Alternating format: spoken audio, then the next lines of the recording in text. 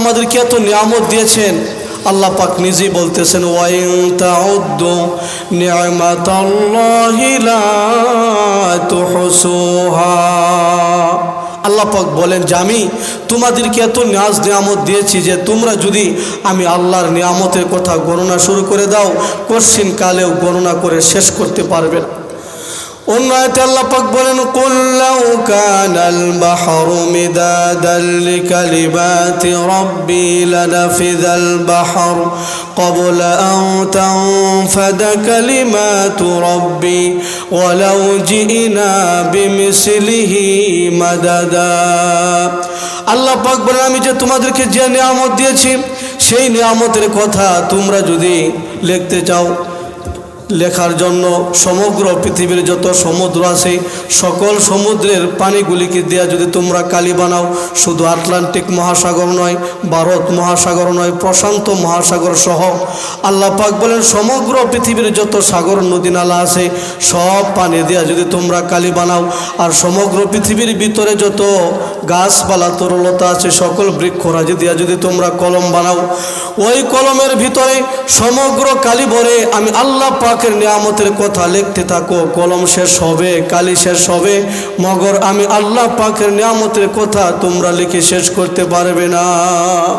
আল্লাহ পাক আমাদেরকে এত নিয়ামত দিয়েছেন। আমাদের দেহের ভিতরে দেখেন কত সুন্দর করে আল্লাহ পাক আমাদেরকে বানাইলেন। কানের জায়গায় কান, নাকের জায়গায় নাক, চক্ষুর জায়গায় চক্ষু, হাতের জায়গায় হাত, মাথার জায়গায় মাথা, পায়ের জায়গায় পা, ঠিক কিনা? মুআজ্জাজ হাজরিন, আজকে যদি আমাদের চক্ষুর জায়গায় এই চক্ষুর জায়গায় চক্ষুরা না থাকতো, আলাদা আরেক সাইডে থাকতো, আর নাক যদি আরেক সাইডে থাকতো, জবান যদি আরেক সাইডে থাকতো, তাহলে দেখা যেত আমাদের সামনে খাবার আসলে পরে একদিকে নাককে শুঙায়া, আরেক সাইডে চোখকে দেখায়া, আরেক সাইডে পরে জবান দিয়া খাবার গ্রহণ করতে হইতো, ঠিক কিনা? কিন্তু আল্লাহ পাক কেমন করে আমাদের একসাথে চক্ষু, চোখের সাথে নাক, আবার দিলেন জবান, খাবারটার সামনে আসবার পর আমরা চক্ষু দেয়া দেখতে পারি কি কালার খাবার, ঠিক কিনা? আবার নাক দেয়া শুনতে পারি, আমাদের কষ্ট হয় না, আর এক সাইডে নেওয়া লাগে না, চক্ষুকে দেয়া দেখে নাক দেয়া শোনায়া আবার আমরা সাথে সাথে মুখ দেয়া খাবারটা গ্রহণ করতে পারি, ঠিক কিনা?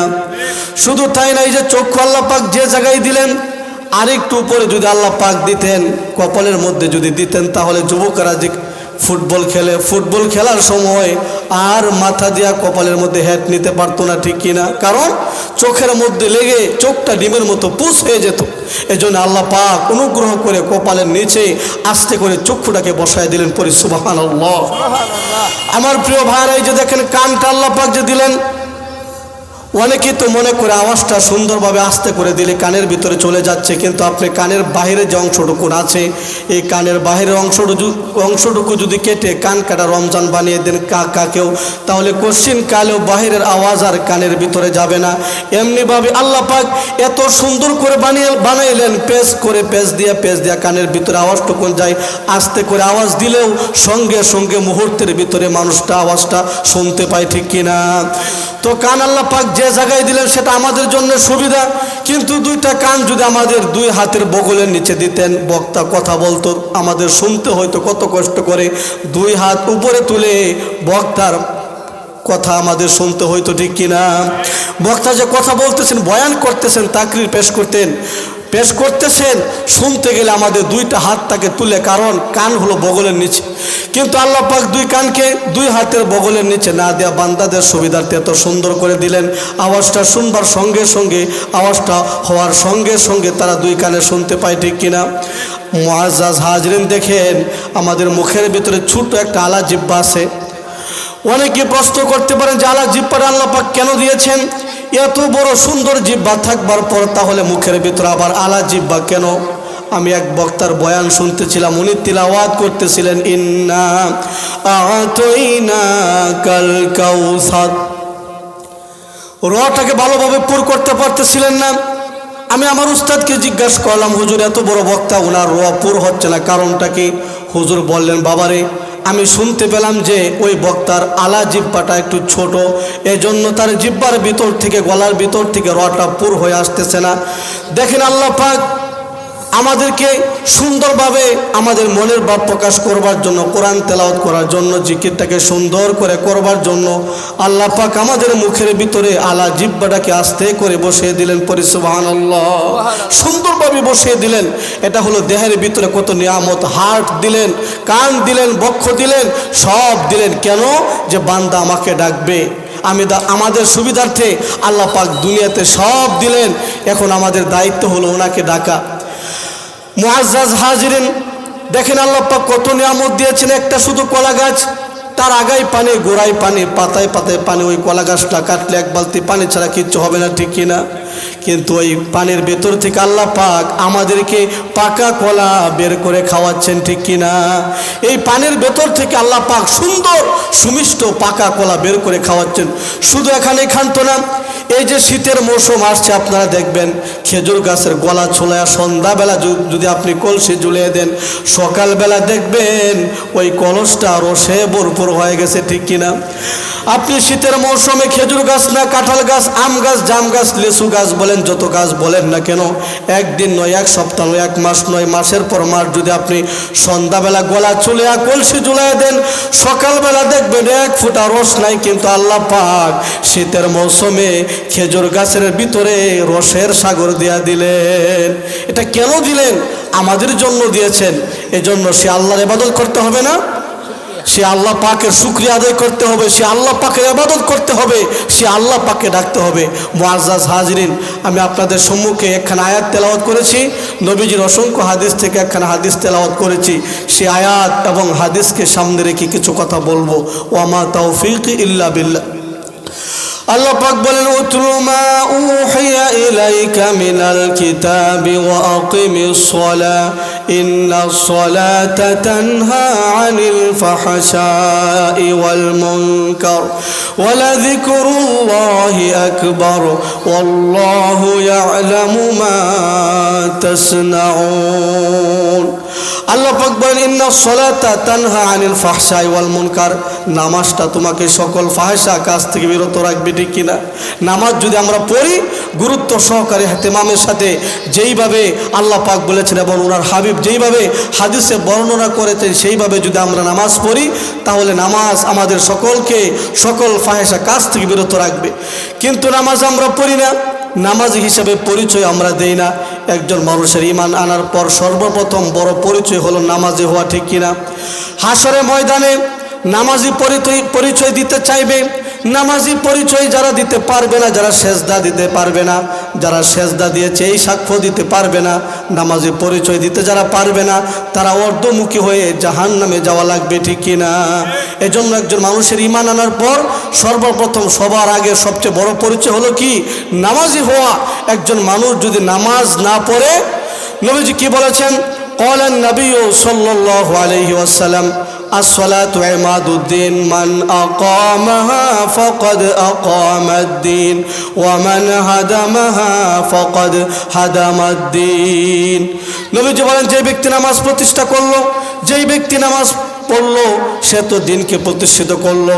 ওয়ামান হাদামাহা ফাকাদ হাদামাদ্দিন। আর যে নামাজকে ধ্বংস করলো, নামাজকে ছেড়ে দিল, সে তো দিনকেই ধ্বংস করে দিল, ঠিক কিনা? এজন্য অবশ্যই আমাদের নামাজ পড়তে হবে। সবচেয়ে ক্ষতির কারণ হবে হাসরে ময়দানে আল্লাহ পাক আমাদেরকে সেজদা করতে বলবেন। যেই মানুষগুলি নামাজের মাধ্যমে সেজদা করেছে আল্লাহ পাককে, যেই মানুষগুলি সেজদা করেছে মহাব্বতের সাথে, ইহতিমামের সাথে, ওই মানুষগুলি হাসরে ময়দানে আল্লাহ পাককে সেজদা করতে পারবে। আর যেই লোকগুলি মসজিদে এসে নামাজ পড়ে নাই, দুনিয়াতে সেজদা করে নাই আল্লাহ পাককে, আল্লাহ পাকের হুকুম পুরা করে নাই, ওই কঠিন মুসিবতের দিনে যেদিন আল্লাহ পাক বান্দাদেরকে সেজদা করতে আদেশ করবেন, ওই দিন ওই মানুষগুলির কোমরকে আল্লাহ পাক লোহার মতো শক্ত বানায় দিবেন। নাউযুবিল্লাহ। আল্লাহ পাক বলেন, ইয়াউমা ইউখশাফু আন সাকিন ওয়া ইদআউনা ইলা সুজুদি ফালা ইস্তাতিউন খাশিআতান আবসারুহুম তারহাকুহুম যিল্লা ওয়া ক্বাদ কানু ইদআউনা ইলা সুজুদি ওয়া হুম সালিমুন। গুসা পর্যন্ত খোলা দিনের কথা স্মরণ করুন। যেই দিন মানুষদেরকে ডাকা হবে সেজদা করবার জন্য, অনেক মানুষরা সেজদা করতে পারবে না। কারণ হলো তারা যখন সুস্থ সবল থেকে থেকেছিল, তারা যখন সুস্থ সবল ছিল, তখন তাদেরকে মসজিদের মিনার থেকে ডাকা হচ্ছিল নামাজ পড়বার জন্য, কিন্তু তারা সেজদা করতে যায় নাই, ঠিক কিনা? মসজিদের মিনার থেকে কি বলা হচ্ছে? হাইয়া আলাস সালাহ, নামাজের দিকে আসো। হাইয়া আলাল ফালাহ, কল্যাণের দিকে আসো। প্রথম শব্দটা কি বলা হয়? আল্লাহু আকবার, আল্লাহু আকবার। আল্লাহ সব চাইতে বড়, আল্লাহ সব চাইতে বড়। তার মানে প্রত্যেক মসজিদের মিনার থেকে, মাইক থেকে মুয়াজ্জিন সাহেব করে এই মেসেজটাই মানুষকে দিচ্ছেন যে ভাইরা আমার, তুমি যে কাজ করতেছো ওই কাজ বড় না, ওই কাজ তোমাকে সুখে রাখতে পারবে না, আল্লাহ পাকই তোমাকে সুখ দেওয়ালা, ঠিক কিনা? যে আল্লাহ পাক সব চাইতে বড়, উনি কুদরতওয়ালা, তিনি আমাদেরকে বাঁচিয়ে রেখেছেন, কিন্তু আমরা মুয়াজ্জিনের আজানকে আমরা তোয়াক্কা করি না। কিছু লোকেরা করে, আর অধিকাংশ লোকেরাই মসজিদে আসে না, ঠিক কিনা? শুধু এখানে খান্তরের জন্য বাচ্চা যখন ভূমিষ্ঠ হয়, বাচ্চা ভূমিষ্ঠ হওয়ার পর মেয়ে হোক বা ছেলে হোক, তার ডান কানে আজান দেওয়া হয়, বাম কানে কামত দেওয়া হয়। এই মেসেজটা তাকে দেওয়া হয় যে তুমি যে মায়ের পেট থেকে ভূমিষ্ঠ হয়ে দুনিয়াতে আসছো, এইটা তোমার শক্তির বলে আসো নাই, আল্লাহ পাক তোমাকে এনেছেন বলেই তুমি আসতে পেরেছো, ঠিক কিনা? এই মেসেজটাই দেওয়া হয় যে তুমি নাখাস্তা দুনিয়াতে যে আসতেছো, মায়ের পেটে 10 মাস 10 দিন অথবা কিছু কম বেশি তুমি যে থাকলা, থাকার পর যে দুনিয়াতে আসলা, তোমার ক্ষমতার বলেই তুমি আসো নাই, আল্লাহ পাকই তোমাকে এনেছেন। এজন্য আমার প্রিয় ভাইরা, যারা মুয়াজ্জিনের আজান ধ্বনির সঙ্গে সঙ্গে, আজানের ধ্বনি পাওয়ার সঙ্গে সঙ্গে মসজিদে চলে আসে, হাশরের ময়দানে তারা সেজদা করতে পারবে। আর যারা আজানের সঙ্গে সঙ্গে মসজিদে আসে না, তারা সেজদা করতে ওই দিন পারবে না। মানুষের মধ্যে নামাজের গুরুত্ব নাই, অথচ হাদিস শরীফে নবীজি কি বলেছেন? যে ব্যক্তি ফজরের নামাজ পড়ে মসজিদ থেকে বের হলো, সে তো ইমানের জান্ডা নিয়ে বের হলো, ঠিক কিনা?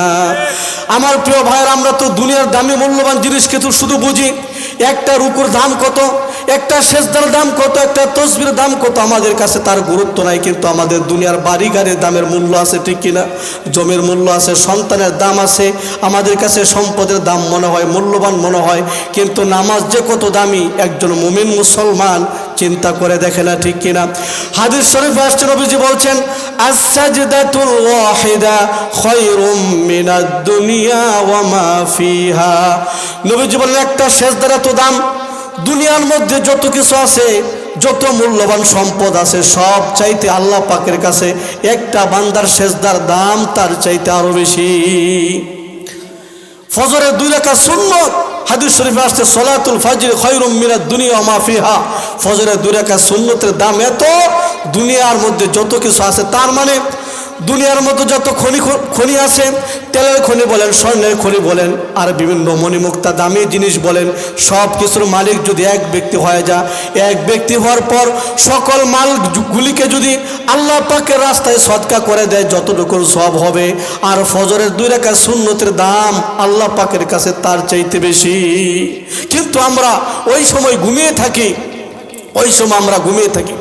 আমার প্রিয় ভাইরা, মানুষেরা হাসরের ময়দানে যারা জান্নাতি হবে, আবার কিছু লোকেরা জাহান্নামী হবে।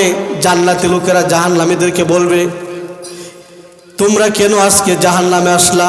কুল্লু নাফসিম বিমা কাসাবাত রাহিনা ইল্লা আসহাবাল ইয়ামিন ফি জান্নাতি ইয়াতাসাআলুন আনিল মুজরিমিন মা সালাকাকুম ফি সাকার ক্বালু লাম নাকু মিনাল মুসাল্লিন। জান্নাতীরা বলবে, ও আমার ভাইরা, কেমনে করে তোমরা আজকে জাহান্নামে গেলা? এক এলাকাতে আমাদের বসবাস ছিল, এক এলাকাতে আমরা বসবাস করতাম, আজকে আমরা জান্নাতে হলাম, তোমরা জাহান্নামে হলা, কারণটা কি? প্রথম তারা যে বিষয়টা তারা বলবে, প্রথমে বলবে যে আমরা তো মুসল্লি ছিলাম না। দুনিয়াতে মুসল্লি হিসাবে পরিচয় দিলে লজ্জাবোধ করে, আর হাসরের ময়দানে আল্লাহ পাকের সামনে বিচারের দিনে, ওই দিন তারা মুসল্লি হিসাবে পরিচয় দিতে চাবে। কারণ হলো, এ দুনিয়ার সুখ শান্তি বড় না, জান্নাতের গ্রাণ লাগবার পর দুনিয়ার দুঃখের কথা মনে থাকবে না, আর জাহান্নামের বাতাস লাগবার সঙ্গে সঙ্গে দুনিয়ার শান্তির কথা মানুষের মনে থাকবে না। একজন কোটি মানুষ যখন আল্লাহর হুকুম পুরা করবে না, সে যখন জাহান্নামী হয়ে যাবে, এবার জাহান্নামের পাশ দিয়ে তাকে নেওয়া হবে। জাহান্নামের বাতাস লাগবার পর আল্লাহ পাক একবার ফেরেশতাদের মাধ্যমে তাকে জিজ্ঞাসা করাবেন। ফেরেশতারা বলবে, বান্দা তুমি দুনিয়াতে কোন হালতে ছিলা বলো দেখি। ওই কোটিপতি লোকটা এসির ভিতরে থাকতো, এসিওয়ালা গাড়ি ছিল, বাড়ি ছিল, কোটি কোটি টাকার সম্পদ যার ছিল, টাকা পয়সার অভাব ছিল না, কিন্তু আল্লাহ পাকের হুকুম সে পুরা করে নাই। জাহান্নামের বাতাস লাগবার সঙ্গে সঙ্গে সে বলবে আমি দুনিয়াতে দুই নয়নে সুখ কি জিনিস আমি কখনো দেখি নাই, নাউজুবিল্লাহ। অথচ সুখী ছিল, সে বলবে আমি সুখী ছিলাম না। আর একজন মানুষ কুড়ে ঘরে থাকতো, কিন্তু আল্লাহ পাকের হুকুম পুরা করতো, নামাজ পড়তো, হজ করতো, জাকাত দিয়েছে। এমন একজন দিনদার পরহেজগার ইমানদার বান্দাকে আল্লাহ পাক যখন জান্নাতের পাশ দিয়ে ঘুরায় আনবেন, এবার আল্লাহ পাক জিজ্ঞাসা করবেন, বান্দারে আমার তুমি দুনিয়াতে বলো তো দেখি কেমন হালতে তোমার দিনগুলি কেটেছিল। ওই ইমানদার ব্যক্তি বলবে, আল্লাহ আমি দুনিয়াতে দুই নয়নে দুঃখ কি জিনিস দেখি নাই। অথচ সে ঠিক মতো খাবার খাইতে পারতেছিল না, ভালো বাড়ি ছিল না, গাড়ি কিচ্ছু ছিল না, কিন্তু সে আল্লাহ পাকের হুকুম পুরা করত। জান্নাতের বাতাস লাগবার সঙ্গে সঙ্গে দুনিয়ার সকল দুঃখের কথা সে ভুলে যাবে। এজন্য আমার প্রিয় ভাইরা, নামাজ পড়তে হবে। নবীজি বলেছেন, এক সাহাবী নবীজিকে প্রশ্ন করেছেন, আইয়ুল আমালি আফজালু ইয়া রাসূলুল্লাহ, ওগো নবীজি সবচাইতে দামি আমল কোনটা? নবীজি বলেন, সবচাইতে দামি আমল হলো তিনটা। এক নাম্বার হলো আস-সালাতু ফি ওয়াক্তিহা। আস-সালাতু ফি ওয়াক্তিহা, সবচাইতে দুনিয়ার মধ্যে যে দামি আমল তার মধ্য থেকে অন্যতম হলো সময় মতো নামাজ পড়া। এবার ওই সাহাবী বলেন, নবীজি গো দ্বিতীয় নাম্বার সবচাইতে দামি আমল কোনটা? নবীজি বলেন, আল জিহাদু ফি সাবিলিল্লাহ। এবার নবীজি বলেন, আমার সাহাবী শুনো, তিন নাম্বার সবচাইতে দামি আমলটা হলো বিররুল ওয়ালিদাইন। আমার প্রিয় ভাইরা, তার মানে নবীজি যে তিনটা আমলের কথা বললেন সবচাইতে দামি, তিনটা আমলের ভিতরে নামাজ আছে না নাই? নামাজ আছে। তো বলতেছিলাম ওই দিন জান্নাতীরা জাহান্নামীদেরকে বলবে, কি করে তোমরা জাহান্নামে আসলা?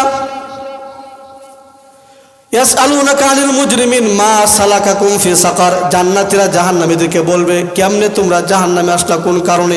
তারা কি বলবে? লাম নাকু মিনাল মুসাল্লিন ওয়া লাম নাকু নুতঈমুল মিসকিন ওয়া কুন্না নাখুদু মাআল খাইদিন। তারা কয়েকটা কারণ দর্শাবে, তার মধ্য থেকে এক নাম্বার কারণ হলো আমরা মুসল্লি ছিলাম না, দুই নাম্বার হলো আমরা গরিব দুঃখী মানুষদেরকে খাওয়াই নাই, তিন নাম্বার যে কারণটা দর্শাবে সেটা হলো আমরা সমালোচকদের সাথে সমালোচনা করতাম, ঠিক কিনা? এই জন্য আমার প্রিয় ভাইয়েরা, নামাজ যদি একটা মানুষের না পড়ে তার মৃত্যুটা বড় কঠিন হবে। আর একজন মানুষ যদি নামাজ পড়ে, ইমানদার নামাজি মানুষের মৃত্যুটা খুব সুন্দরভাবে হবে। হাদিস শরীফ আসছে, নবীজি বলেন একজন বেনামাজির মৃত্যু হবে এমনভাবে, একটা প্রাণীকে জবাই না করে চামড়া সোলাইলে যতটুকু কষ্ট হয় তার চাইতে একজন বেনামাজির মৃত্যু আরও বেশি কষ্ট হবে, নাউজুবিল্লাহ। তার মানে একটা জীবন্ত প্রাণীকে আপনি যদি জবাই করে চামড়া সোলান, ওই প্রাণীটার কষ্ট হবে না, কিন্তু যদি জবাই না করে চামড়া সোলান, প্রাণীটা চিৎকার শুরু করে দেবে, ঠিক কিনা? অনেক কষ্ট হবে।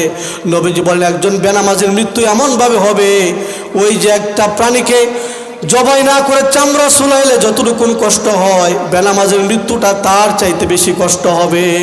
এবার নবীজি বলেন, আমার উম্মতেরা শোনো, একজন নামাজি মানুষের মৃত্যুটা কেমন হবে? মুআজ্জাজ হাজিরিন, আপনারা অনেক সময় দেখবেন যে বেনামাজি মানুষের মৃত্যুর সময় প্রস্রাব পায়খানা করে দেয়, ঠিক কিনা? মৃত্যুর যে একটা কষ্ট স্বাভাবিক সবারই হবে, কিন্তু নামাজ না পড়লে, আল্লাহ পাকের হুকুম পুরা না করলে, আল্লাহ পাকের অবাধ্য বান্দা হলে তাদের মৃত্যুর কষ্ট বেশি হবে। আর যদি বাধ্য বান্দা হয়, আল্লাহ পাকের হুকুম পুরা করে কষ্ট করে, তাহলে মৃত্যুর কষ্টটা কম হবে।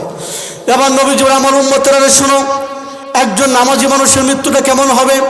একজন নামাজি মানুষের জান কবজ করবার জন্য মালাকুল মউত একা আসেন না, মালাকুল মউত ওনার সঙ্গে 500 ফেরেশতার বহর নিয়ে নাজিল হয়ে যায়, সুবহানাল্লাহ।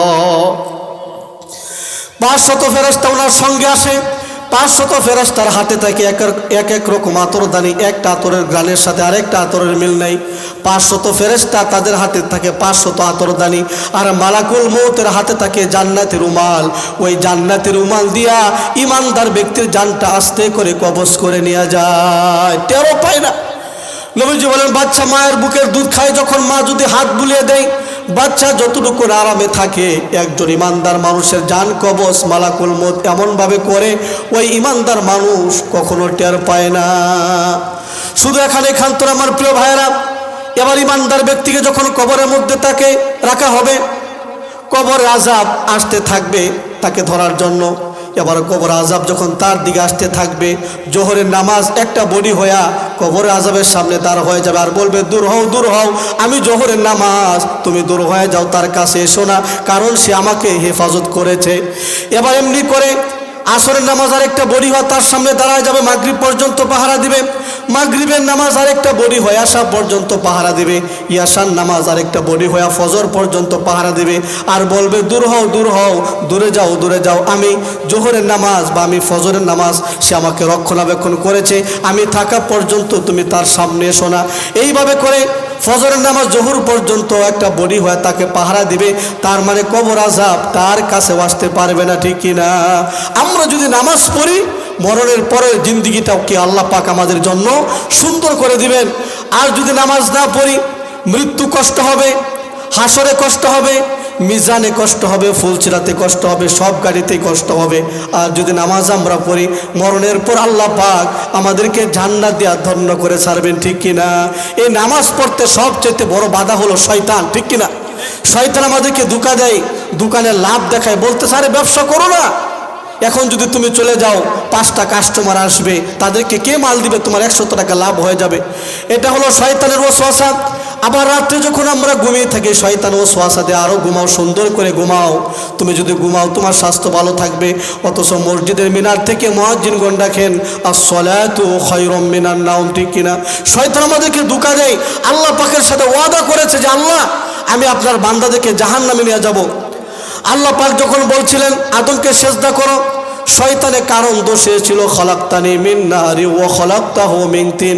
শয়তানের কারণ দোষে ছিল যে, আল্লাহ আমি হলাম আগুনের তৈরি, আদম হলো মাটির তৈরি, আগুন উপর দিকে যা, মাটির নিচ দিকে যা, সুতরাং আমি বড়, আমি আদমকে সেজদা করতে পারবো না।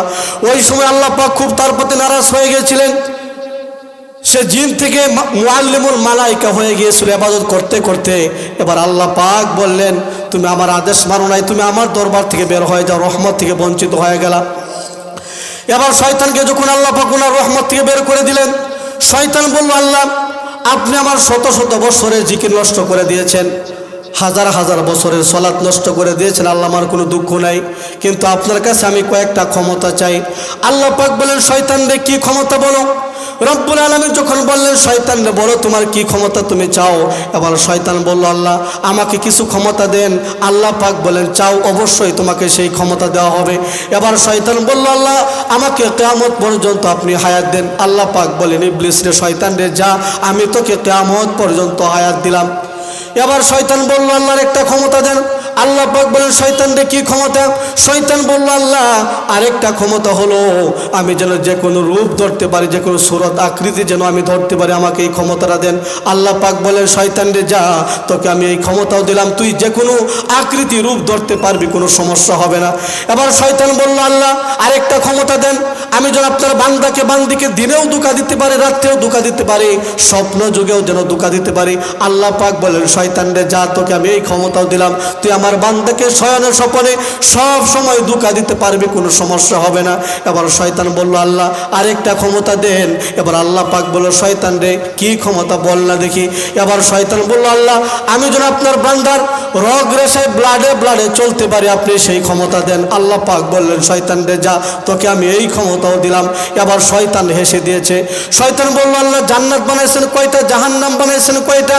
আল্লাহ পাক বলল, শয়তান রে আমি তো জান্নাত বানাইছি 8টা, জাহান্নাম বানাইছি 7টা। এবার শয়তান বলল, আল্লাহ জাহান্নাম আরো বাড়ান, এই জাহান্নামে ধরবে না, কারণ আমি সব বান্দিদেরকে গুনাহ করা সবাইকে আমি জাহান্নামে নিয়ে যাব। এবার আল্লাহ পাক ও শয়তানের সাথে ওয়াদা করলেন, শয়তান রে আমার বান্দা যদি 100 বছর হায়াত পায়, 99 বছর 11 মাস 29 দিন যদি তুই আমার বান্দাকে ধোঁকা দেস, একটা মাত্র দিন বাকি আছে, আমার বান্দাটা মরে যাবে। ওই দিন যদি আমার বান্দা নিজের গুনাহের উপর অনুতপ্ত হইয়া চোখের পানি ছেড়ে দেয়, আর চোখের পানি যদি মাছির দানা পরিমাণ বের হয়ে যায়, কথা দিলাম রে শয়তান, আমি আমার বান্দার জীবনের সব গুনাহগুলি মাফ করে দিব। আমার প্রিয় ভাইরা, শয়তান বলছিল, সুম্মা লাআতিয়ান্নাহুম মিন বাইনি আইদিহিম ومن خلفهم وعن أيمانهم وعن شمائلهم ولا تجد أكثرهم شاكرين শয়তান বলছিল আল্লাহ ডান দিক থেকে গুনাহ করাবো, বাম দিক থেকে গুনাহ করাবো, পিছন দিক থেকে গুনাহ করাবো, সামনের দিক থেকে গুনাহ করাবো। আল্লাহ পাক বলেন শয়তানে তোমার তো বুঝ নাই, দিক তো চারটা না, আরো দুইটা দিক গুরুত্বপূর্ণ, দুইটা দিক বাকি আছে, একটা হলো উপরে আরেকটা হলো নিচে। তার মানে বান্দা যদি সেজদা করে আর দুই হাত তুলে আল্লাহর কাছে ক্ষমা চায়, আল্লাহ পাক বান্দার সব গুনাহগুলি মাফ করে দেবেন, ঠিক কিনা? এজন্য আমার প্রিয় ভাইয়েরা, কষ্ট করে শীতের রাতেও অজু বানায় যদি আমরা নামাজ পড়তে পারি তাহলে আল্লাহ পাক দিবেন জান্নাত। আর যদি নামাজের ইবাদতকে, আল্লাহর হুকুমকে কষ্ট মনে হয়, হাসরের ময়দানে যত অজুহাতি পেশ করি না কেন আমাদের জাহান্নামে যাওয়া লাগবে, ঠিক কিনা? হাসরের ময়দানে আল্লাহ পাকের সামনে অনেক মানুষ দাঁড় হয়ে যাবে। আল্লাহ পাক বলবেন তুমি জাহান্নামে যাও, তুমি আমার হুকুম পুরা করো নাই। এবার কিছু লোকেরা বলবে আল্লাহ আমরা তো চেয়ারম্যান ছিলাম, এমপি ছিলাম, সমাজ সেবক ছিলাম, মানুষের খেদমত করতে করতে আল্লাহ আপনার হুকুম পুরা করার সুযোগ পাই নাই। এই কথা যখন তারা বলবেন, সঙ্গে সঙ্গে আল্লাহ পাক সুলাইমান আলাইহিস সালাতু ওয়াস সালামকে তাদের সামনে এনে দাঁড় করায় দিবেন আর বলবেন বান্দারা আমার এই যে দেখো আমার নবী সুলাইমান পুরো আলমের বাদশা ছিল, এরপরেও আমার একটা হুকুম অমান্য করে নাই। আল্লাহ পাক ফেরেশতাদেরকে বলবেন তাদের উজুর গ্রহণ করা হবে না, তাদেরকে নিয়ে তোমরা জাহান্নামে যাও, তাদেরকে জাহান্নামে নিয়ে যাও। এবার কিছু লোকদেরকে বলবে, কিছু লোকেরা বলবে আল্লাহ আমরা তো অসুস্থ ছিলাম, ডায়াবেটিস ছিল, ক্যান্সার হয়ে গেছিল, ব্রেন টিউমার ছিল, অসুস্থতার কারণে আপনার হুকুম পুরা করতে পারি নাই। এই কথা যখন তারা বলবে, অজুহাত পেশ করবে, মাযুরাত পেশ করবে, আল্লাহ পাক দেরি না করে সঙ্গে সঙ্গে তাদের সামনে আইয়ুব নবী কায়না দাঁড় করায় দিবেন আর বলবেন আমার বান্দারা এই যে দেখো আমার আইয়ুব নবী দীর্ঘ 18 বছর অসুস্থ ছিল, এক মুহূর্তের জন্য আমার হুকুম অমান্য করে নাই, সুতরাং তুমি তো তার চাইতে বেশি অসুস্থ ছিল না। আল্লাহ পাক বলবেন ফেরেশতারা তাকে নিয়ে তোমরা জাহান্নামে নিয়ে নিক্ষেপ করো। আরেক দল লোকেরা বলবে আল্লাহ আমরা তো দরিদ্র ছিলাম, আমরা আরেকজনের বাড়ির চাকর ছিলাম, আরেক মানুষের অধীনে আমরা থাকতাম, আল্লাহ আমাদের মাযুরাতকে গ্রহণ করুন। এই কথা যখন তারা বলবে সঙ্গে সঙ্গে আল্লাহ পাক ইউনুস নবীকে তাদের সামনে আইনা দাঁড়া করায় দিবেন আর বলবেন বান্দার আমার এই যে দেখো আমার নবী ইউসুফ, সেও মানুষের বাড়ির চাকর ছিল, চাকর থাকবার পরও আমি আল্লাহর একটা হুকুম অমান্য করে নাই, সুতরাং তোমাদের মাযুরাত গ্রহণ করা হবে না। ফেরেশতাদেরকে বলবেন তাদেরকে জাহান্নামে নিক্ষেপ করো। আরেক দল লোকেরা বলবে আল্লাহ আমরা তো দরিদ্র ছিলাম, রিক্সা চালাইতাম, কৃষি কাজ করতাম, খাবার ছিল না, খাবারের কারণে আপনার হুকুম মান্য করতে পারেনি, আল্লাহ আমাদের মাযুরাতকে আপনি গ্রহণ করুন। সঙ্গে সঙ্গে আল্লাহ পাক ঈসা নবীকে তাদের সামনে আইনা দাঁড় করায় দিবেন আর বলবেন বান্দারা আমার এই যে দেখো আমার নবী ঈসা এত দরিদ্র ছিল, মাথা গজানোর জায়গা পর্যন্ত তার ছিল না, এরপরে আমি আল্লাহ পাকের একটা হুকুম অমান্য করে নাই। আল্লাহ পাক ওই দিন বলবেন তোমরা তো ঈসা নবীর সে দরিদ্র ছিল না, সুতরাং তোমাদের মাযুরাত গ্রহণ করা হবে না। আল্লাহ পাক ফেরেশতাদেরকে বলবেন এদেরকে জাহান্নামে নিক্ষেপ করুন, নাউজুবিল্লাহ। এজন্য আমার প্রিয় ভাইয়েরা, হাসরে ময়দানে কোনো মাযুরাত আল্লাহর দরবারে গ্রহণ হবে না, এখান থেকে 5 ওয়াক্ত নামাজ পড়ে যেতে হবে। আমরা রাজি আছি না ইনশাআল্লাহ? আল্লাহ পাক আমাদেরকে ওনার হুকুম পুরা করার তৌফিক দান করুন। আমরা শেষ পর্যন্ত বয়ান শুনব।